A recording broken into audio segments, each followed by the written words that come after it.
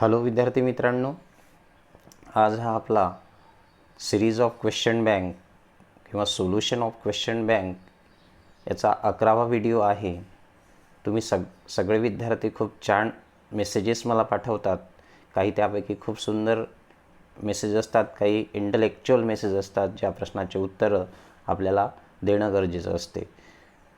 सर्वप्रथम ज्या विद्यार्थ्यांनी थँक्यू सगळ्यांनी पाठवलेलं आहे त्यांना मी सगळ्यांना मी पण तुम्हाला थँक्यू म्हणतो. आणि विद्यार्थी मित्रांनो, काल जो आपण व्हिडिओ पाठवला त्या व्हिडिओमध्ये एक आकांक्षा नावाची एक मुलगी आहे. त्या मुलीचा असा प्रश्न होता की सर, मी तो प्रश्नच तुम्हाला दाखवतो आता.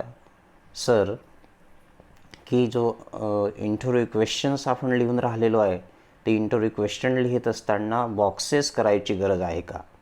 बघा मित्रांनो, बॉक्सेस करायची गरज नाही. आम्ही तुमचे बॉक्सेस पाहत नाही. त्या बॉक्समध्ये कुठलं मटेरियल तुम्ही सप्लाय केलं, त्या बॉक्समध्ये म्हटल्यापेक्षा तुम्ही कुठल्या प्रकारचे क्वेश्चन्स त्यामध्ये मेन्शन केलेले आहे, ग्रामरचं स्ट्रक्चर कसं आहे, क्वेश्चनचा दर्जा कसा आहे, या गोष्टीला धरून मार्क्स मिळत असते. आता हे 12वीच्या जीवनामध्ये पहिल्यांदा हा असा एक्सरसाइज आलेला आहे की त्यांनी असे बॉक्सेस त्यामध्ये आखून दिलेले आहे.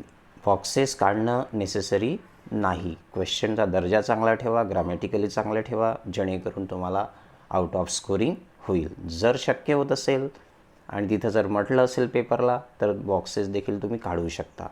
ओके. आता दुसरा क्वेश्चन पुन्हा एक मुलीचा असा होता, मी तो क्वेश्चनच दाखवतो तुम्हाला. बघा, हे ग्रुप डिस्कशनचे क्वेश्चन्स आहे. आजचा आपला टॉपिक आहे रिव्ह्यू. एक मिनिट.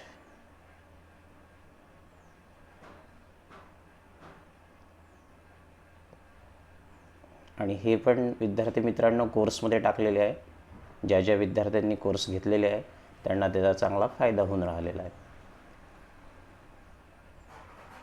बघा, आता हा जो प्रश्न आहे,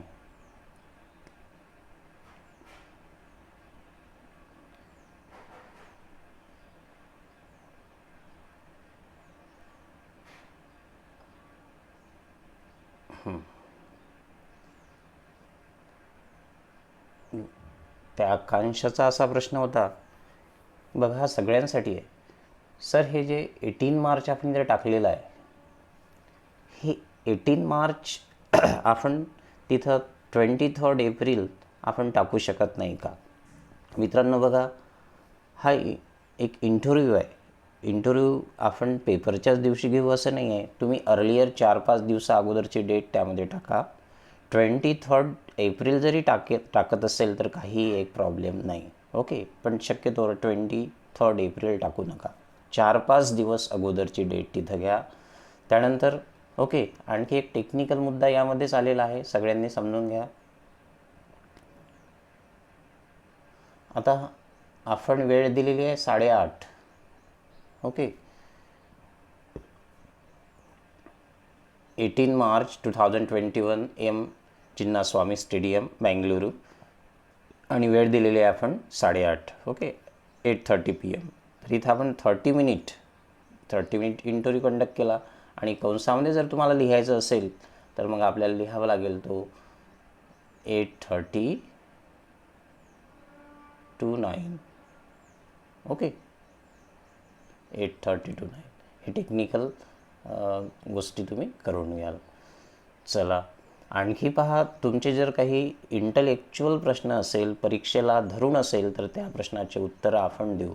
आणखी एक क्वेश्चन होता की सर, या प्रश्नाचे उत्तरे आपल्याला लिहावी लागत नाही काय? तर नाही, या प्रश्नाचे उत्तरे आपल्याला लिहावी लागत नाही. आपण इंटरव्ह्युअर म्हणून आपण त्या सक्सेसफुल व्यक्तीला प्रश्न विचारतो आणि त्या प्रश्नाचे उत्तरं ते देतात. आणि म्हणून आपल्याला फक्त प्रश्न लिहावे लागतात, उत्तरं लिहिण्याची गरज नाही. चला, आज आपण पाहणार आहोत रिव्ह्यू. ही आहे speech writing.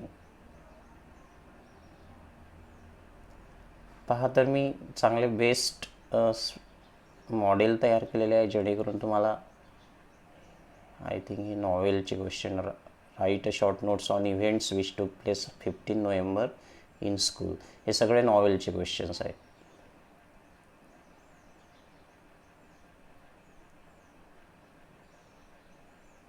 Interview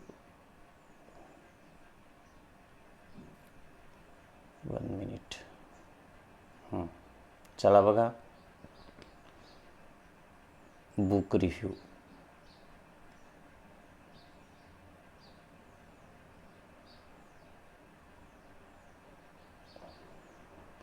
question number D, book review 10.1. Okay, मी क्वेश्चन वाचतो आहे, क्वेश्चन त्यामध्ये टाकलेला नाही आहे. क्वेश्चन पहा बघा आपल्याला कसा आलेला आहे.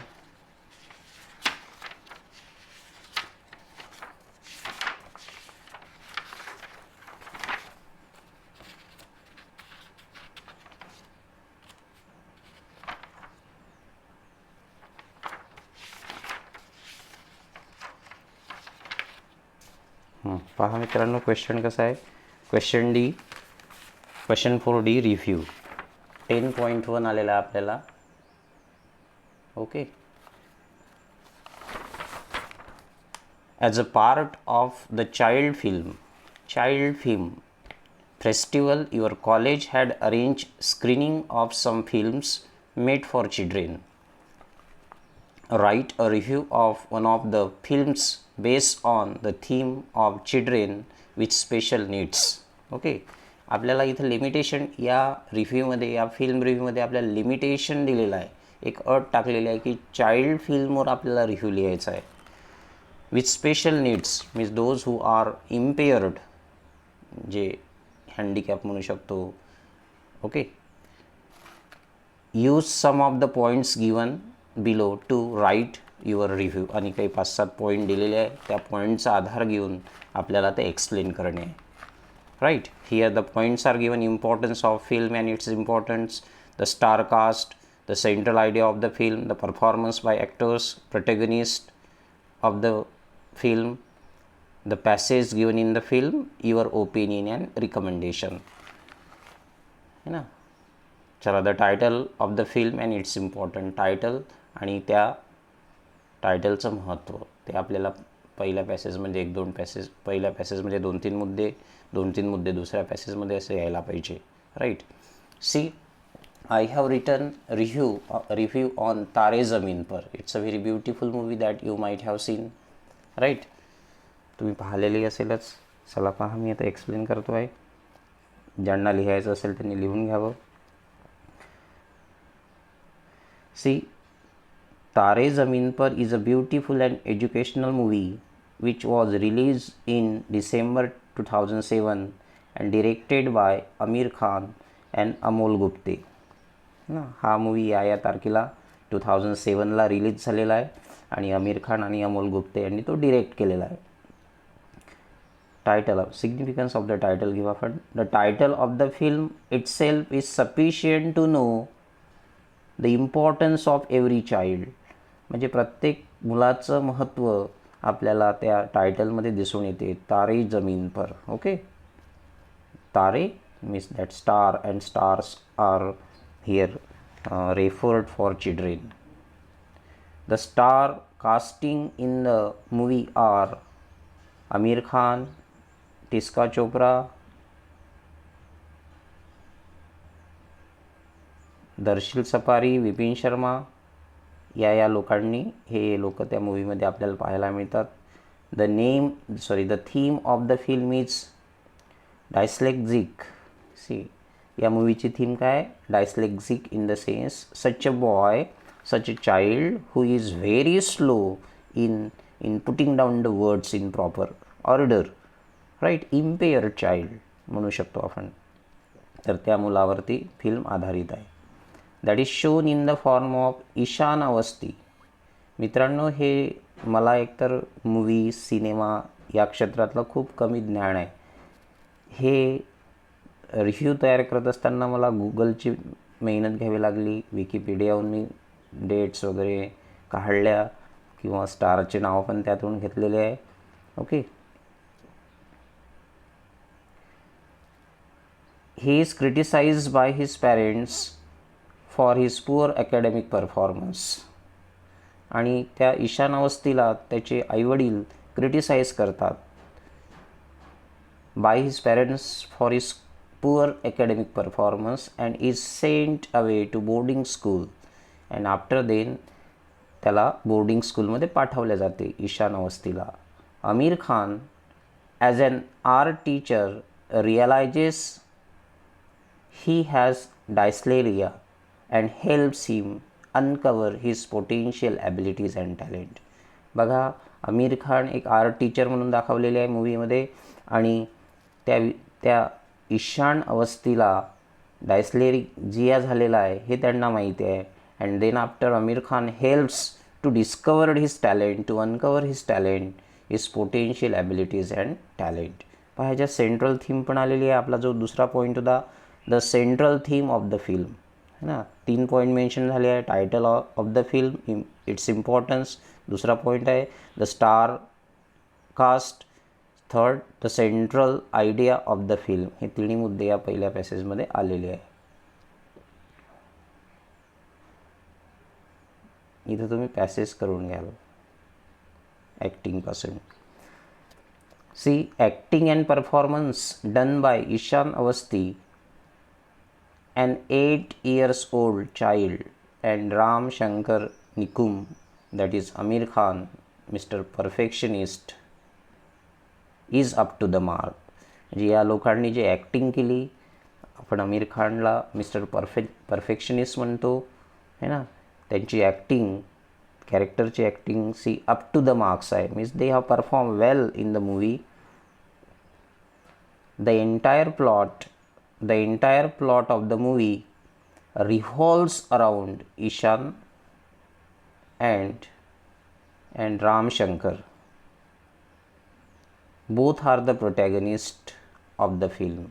Ishan and Ram Shankar both are the protagonists. One is student, one is teacher, you know. Protagonist means central character.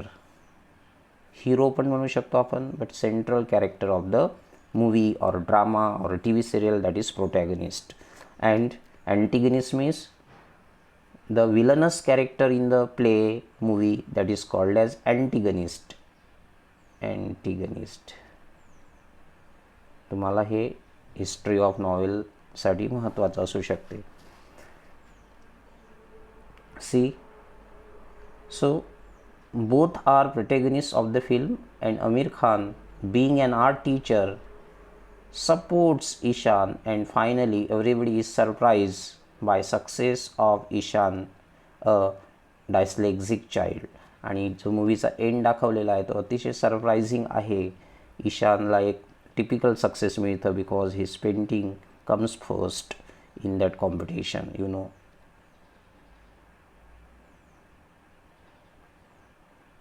C the next paragraph. आता यामध्ये काय काय आलेलं आहे, परफॉर्मन्स बाय द ॲक्टर आणि प्रोटॅगनिस्ट और main character of the film हे आपल्या या पॅसेजमध्ये आपण टाकलेलं आहे. Okay, see the now last paragraph. यामध्ये कुठले कुठले पॉईंट आलेले आहेत क्वेश्चन बँकमध्ये.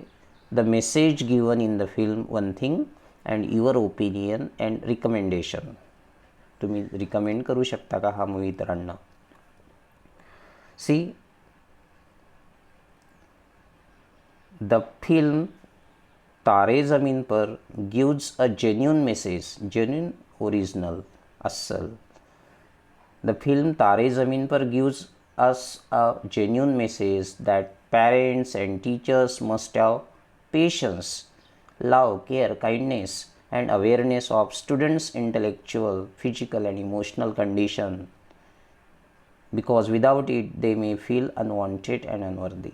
See, this is a message given by that movie की टीचर्स आणि पॅरेंट्स लोकांनी मुलांना प्रेम दाखवायला पाहिजे, त्यांची काळजी घ्यायला पाहिजे, त्यांच्याविषयी अवेअरनेस असला पाहिजे, त्यांना इंटेलेक्च्युअल आणि फिजिकल, इमोशनल या गोष्टीला आपण काळजी घेतली पाहिजे. आणि असं जर होत नसेल तर they may feel unwanted and unworthy. त्यांना असं अनवॉन्टेड फील होईल, जे कंडिशन तुम्हाला तारे जमीन पर या मूवीमध्ये टाकलेली आहे.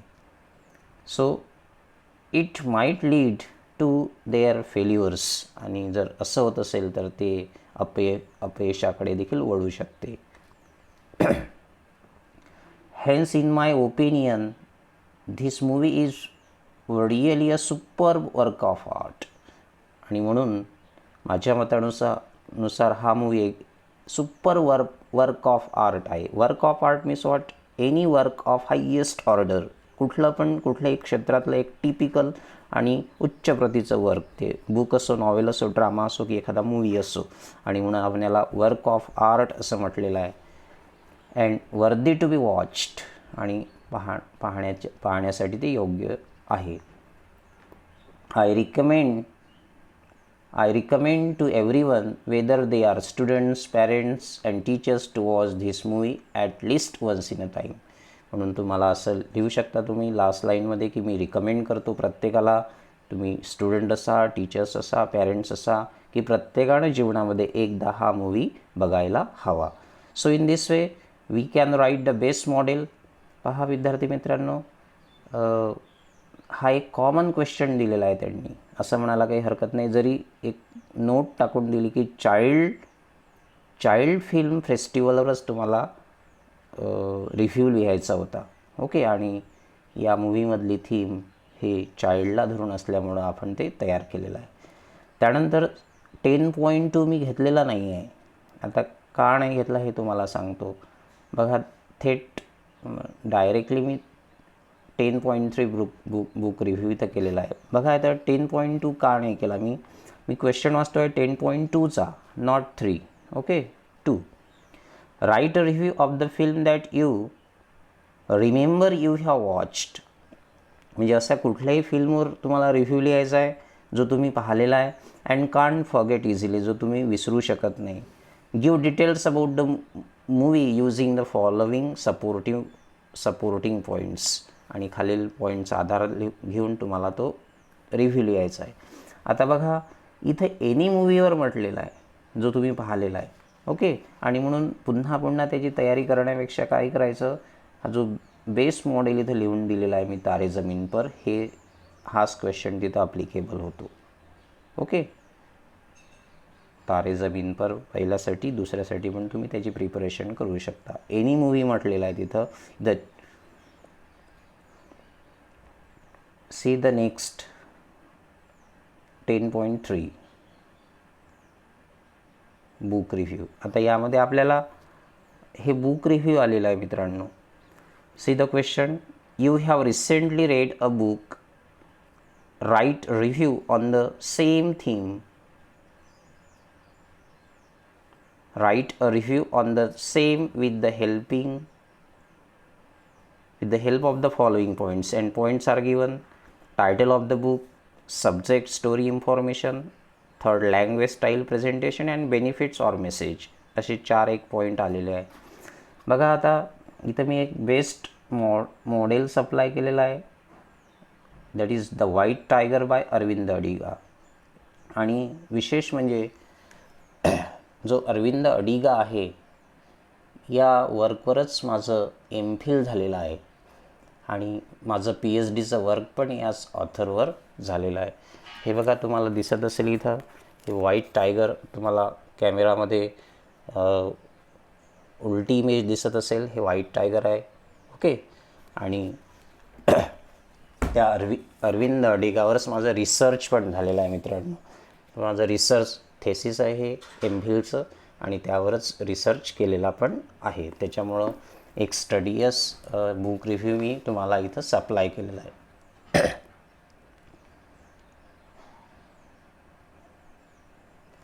चला, बुक रिव्ह्यूसाठी हे 2 मॉडेल तुम्ही व्यवस्थित करून ठेवून द्या. तुम्हाला यूट्यूब रिव्ह्यू येणार नाही, आणि मॅगझिन पण रिव्ह्यू तुम्हाला 99% येणार नाही. कारण की आपल्या टेक्स्टबुकमध्ये फिल्म रिव्ह्यू आलेला आहे, ओके. आणि जास्तीत जास्त ते बुक रिव्ह्यू देऊ शकतात, आणि म्हणून बुक रिव्ह्यू आणि फिल्म रिव्ह्यू चांगल्या प्रकारे तुम्ही करून ठेवून द्या. चला घ्या book review, White Tiger by Arvind Adiga. आता माझा हा फेवरेट टॉपिक असल्यामुळं यामध्ये काही प्रॉब्लेम गेलेला नाही. अतिशय बेस्ट मॉडेल आहे. महाराष्ट्रातील कुठलेही पण व्हॅल्यूवर तुम्हाला 4 पैकी 4 मार्क्स या एक्सरसाइजला देतील जर तुम्ही असंच लिहित असेल तर. See, White Tiger is one of the most widely read and celebrated books written by 33 years old South Indian writer Arvind Adiga. Right. आता बघा इथे widely read and celebrated books, मी इथं सुपरलेटिव्ह डिग्रीचा वापर केलेला आहे. वन ऑफ द मोस्ट आणि म्हणून इथं बुक्सला येस लावलेला आहे. लक्षात तुम्हाला हे माहीत असेल. सो एक 33 वर्ष साऊथ इंडियन रायटरनं हे वर्क लिहिलेलं आहे, the White Tiger. Arvind Adiga, his name is Arvind Adiga, writer. It was first published in 2008 and won the 48th Man Booker Prize for his debut novel, The White Tiger. Debut means first. आणि अरविंद अडिगाला 2008मध्येच हे पुस्तक publish केलेलं आहे आणि 40वे man Booker award या नॉवेलला मिळालेला आहे. त्यानंतर हे डेब्यू नॉवेल आहे, means his first work, writers first work. आतापर्यंत 6 वर्क लिहिलेले आहे आणि मला ते 6ही वर्क वाचावे लागलेले आहे. 6 पुस्तके आहे माझ्याकडे, 6ही पुस्तके आहे त्या अरविंद अडिगा या रायटरचे आणि ते मी मोस्टली 5 वाचून झालेले आहे. So Man Booker prize for his debut novel the White Tiger in the same year. The title of the book has great significance. या टायटलला अतिशय महत्त्व आहे, अतिशय सिग्निफिकंट व्हॅल्यू निर्माण झालेला आहे.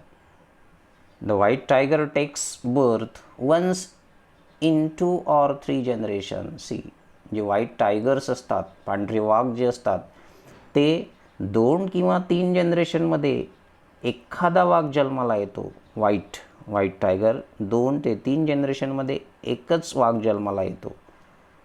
This nickname white tiger is use for Balram Halwai, the protagonist of novel by school inspector. शाळेमध्ये इन्स्पेक्शन होते आणि एक स्कूल इन्स्पेक्टर त्या बलराम हलवाईला, जो प्रोटॅगनिस्ट दाखवलेला आहे नॉवेलमध्ये, त्याला ते नाव दिल्या जाते, निकनेम दिला जाते की यू आर व्हाईट टायगर. म्हणजे असे काही प्रश्नाचे उत्तर बलराम हलवाई किंवा बलराम नावाचा मुलगा लहान असताना शाळेमध्ये तो देतो आणि स्कूल इन्स्पेक्टर इन्स्पायर्ड होते त्या उत्तरामुळं आणि त्याला व्हाईट टायगर असं म्हटलं जाते. Okay, so this is the significance of the title. काही लोक पाठ करून घ्या हे बिलकुल आणि प्रिपेअर करा चांगलं. The story of the book is very catchy, that is white tiger. Catchy, एकदम अट्रॅक्टिव्ह अँड स्पेल बाउंड, मंत्रमुग्ध करणारी. It is both picaresque and epistolary genres of novel. See, you people might have studied picaresque novel and epistolary novel.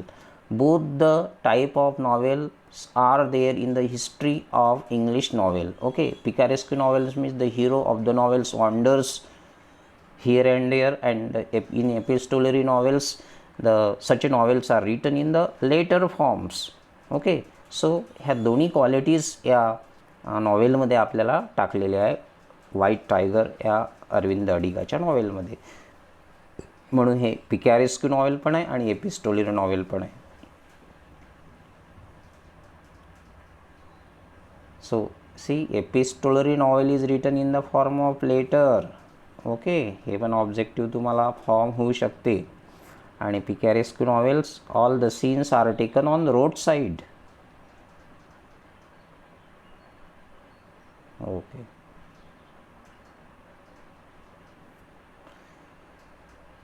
Then after, the protagonist Balaram Halwai narrates his life in a letter to the Chinese premier. Premier means prime minister or president. जसं आता अमेरिकेमध्ये आपण जो head असतो त्याला आपण president म्हणतो आणि इंडियामध्ये आपण प्राईम मिनिस्टर म्हणतो. So here Chinese premier.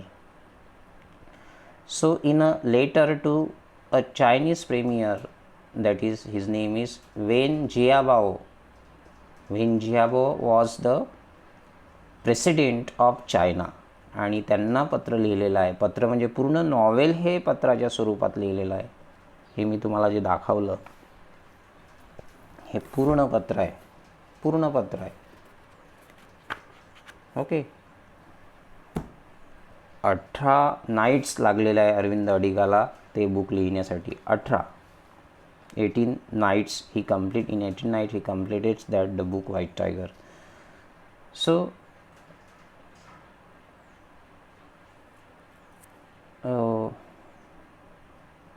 when Jiabao in his letter Balram explains how he, the son of a rickshaw puller, means Balaram is shown as the son of a rickshaw puller, म्हणजे रिक्षा चालवणाऱ्या व्यक्तीचा मुलगा दाखवलेला आहे बलरामला. ते हलवाई म्हणजे sweet maker फॅमिलीमधून आहे. So rickshaw puller escape a life of poverty and servitude, आणि तो बलराम एका दारिद्र्याच्या लाईफमधून निघतो किंवा सर्व्हिट्यूडच्या लाईफमधून. Servitude means the very unhappy and the life full of poverty, गरिबीनं भरलेलं जे जीवन असतं त्या जीवनाच्या बाहेर तो निघतो Balram the protagonist, and to become a successful businessman, आणि एक मोठा बिझनेसमॅन, बँगलोरला एक मोठा बिझनेसमॅन तो बनतो. Describing him as an entrepreneur. See friend, the pronunciation of this word is entrepreneur, आणि ऑन्टरप्रिनियर मीन्स बिझनेसमॅन, आणि एक मोठा बिझनेसमॅन तो बनतो. The first sentence of the novel is, मी फर्स्ट सेंटेन्स पण टाकलेलं आहे नॉवेलचं. Very interesting it is. म्हणजे एक इंडियन मॅन एका चायनीज मॅनला, म्हणजे चायनीज प्रेसिडेंटला वाक्य लिहितो आहे, आणि नॉवेलचं पहिलं सेंटेन्स आहे, बुकचं पहिलं सेंटेन्स आहे, neither you nor I can speak English but there are something that can be said in English. म्हणजे तुम्ही आणि मी दोघे पण आपण इंग्रजी बोलू शकत नाही, पण असं काही असतं, अशा काही गोष्टी असते ज्या इंग्रजीमध्येच सांगितल्या जातं. आता असं का लिहिलं असेल?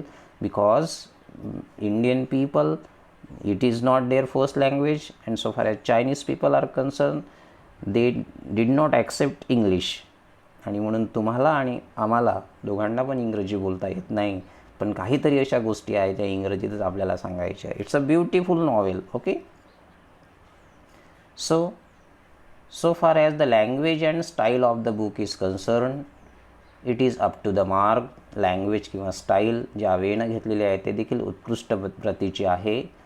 The use of narrative technique is abundant enough. Narrative टेक्निकचा अतिशय वापर केलेला आहे या पॅसेजमध्ये. मी तुम्हाला काय सांगून राहिलेलो आहे, लँग्वेज, स्टाईल आणि प्रेझेंटेशन हा मुद्दा आपण इथं घेतलेला आहे. Multiple devices of the story telling at works, आणि multiple devices of story telling methods ह्या देखील यामध्ये वापरलेल्या दिसते, स्टाईलमध्ये किंवा लँग्वेजमध्ये. Symbolism is seen time to time in the novel, आणि नॉवेलमध्ये अधूनमधून सिम्बॉलिझमचा देखील वापर केलेला आहे. Symbolism is an indirect way of expression, okay, which suggests much more than actually described in the novel or in the drama. See, a concluding paragraph, त्यामध्ये point आहे benefits, message etcetera. Talking about the message and benefits of this book is, म्हणजे message किंवा बेनिफिट्सबद्दल बोलायचं झाल्यास, is very realistic and authentic. Means message is very realistic, very authentic. Authentic means again original. It portrays to India. या बुकमध्ये दोन भारत दाखवलेले आहे, India of darkness and India of light. One rich India, the India of a rich people and India of a poor people.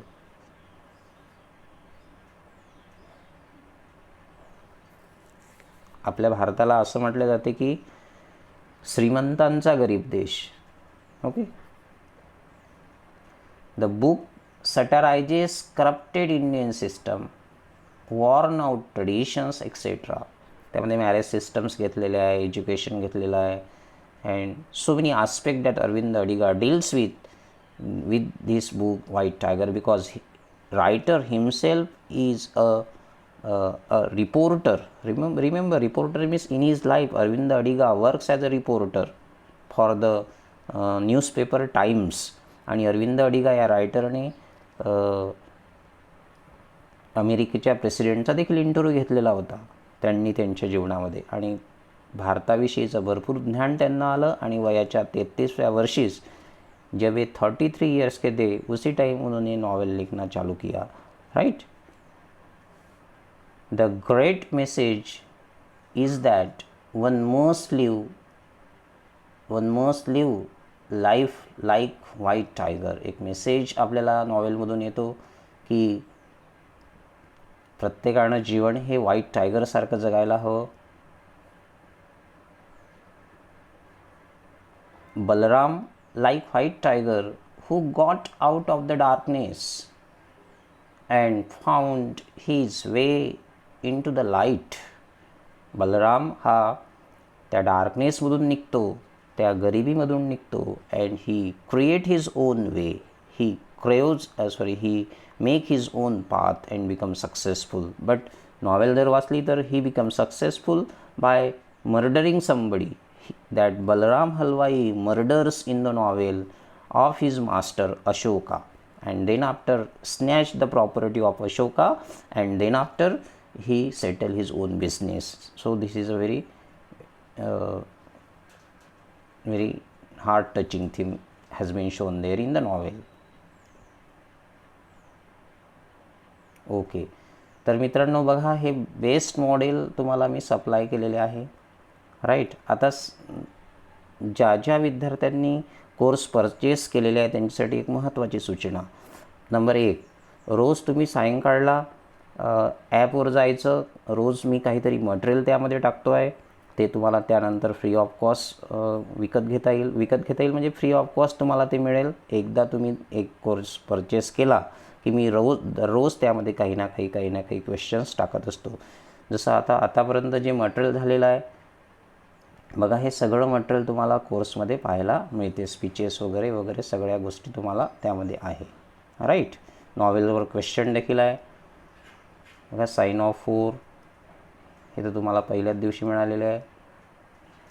जे question बँकमध्ये आलेले आहे, अर्धे नॉवेलवर क्वेश्चन आपण टाकलेले आहे. पासपार to blame himself for the misfortune of his master justify, त्याला थेट आन्सर इथं लिहिलेला आहे. ओके. आणि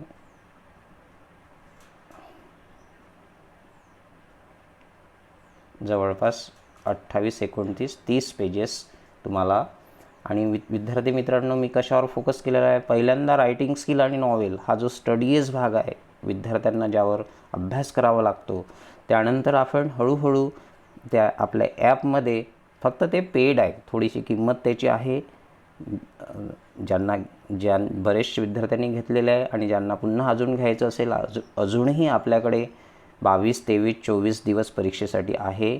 विशेषतः सायन्स फॅकल्टीचे जे विद्यार्थी असतात, जे मेडिकल आणि इंजिनिअरिंगची तयारी करतात, थोडं इंग्रजीकडे त्या विद्यार्थ्यांचं दुर्लक्ष होते, अशा विद्यार्थ्यांसाठी ही जी क्वेश्चन बँक आहे किंवा जी मी कोर्स तयार केलेला आहे तो अतिशय हेल्पफुल राहू शकतो. अन्यथा मी तुम्हाला एक्सप्लेन करूनच राहिलेलो आहे. ओके, ठीक आहे. हां, तर त्या विद्यार्थ्यांची सूचना होती की ज्यांनी कोर्स परचेस केलेला आहे त्यांनी सायंकाळला रोज 10-10:30 वाजता रोज ॲपमध्ये जायचं. काय मी नव्यानं टाकलेलं आहे ते पाहायचं. कदाचित तुम्हाला मेसेज येईल किंवा येणार नाही, पण हे तुमचं कर्तव्य आहे. ॲप ओपन करायचं, नवीन फाईल अपडेट जर झाल्या असेल तर त्या तुम्ही काढून घ्यायच्या. So okay, thank you. नेक्स्ट व्हिडिओमध्ये तुम्ही काही रिझनेबल क्वेश्चन कॉमेंट करा, जेणेकरून मी त्या प्रश्नाची उत्तरं देऊ शकतो. आणि आपण एखादा व्हिडिओ पेपर प्रेझेंटेशनवर बनवणार आहे. हे विद्यार्थी मित्रांनो, हे सगळे जे क्वेश्चन जे मी काढलेले आहे, हे प्रत्येक वर्ड्स हे म्हणजे माझ्या स्वतःच्या लँग्वेजमध्ये बनवलेले आहे. ओके, हे कोणाची कॉपी नाही आहे. काही 2-5% मटेरियल बुक्समधून घेतलं असू शकते, but 95% material that I have written myself in my own language. So believe and you may prepare व्हाल. आणि जर क्वेश्चन बँकवरच क्वेश्चन जर फॉर्म होत असेल तर तुम्हाला बिलकुल अबोव 80% मार्क्स इंग्लिश या सब्जेक्टमध्ये मिळेल. आणि जर विद्यार्थी जर चांगले असेल ऑलरेडी तर यू मे गो और आपण म्हणजे 90च्या वर पण देखील तुम्ही जाऊ शकता जर चांगली तयारी करत असाल तर. राईट. मागल्या वर्षी आमच्या विद्यार्थ्याने 92 मार्क्स घेतलेले होते आणि एखादं 94 घेतलेले होते. एनिवे, चला तर मग मी आता थांबतो आहे. थँक्यू.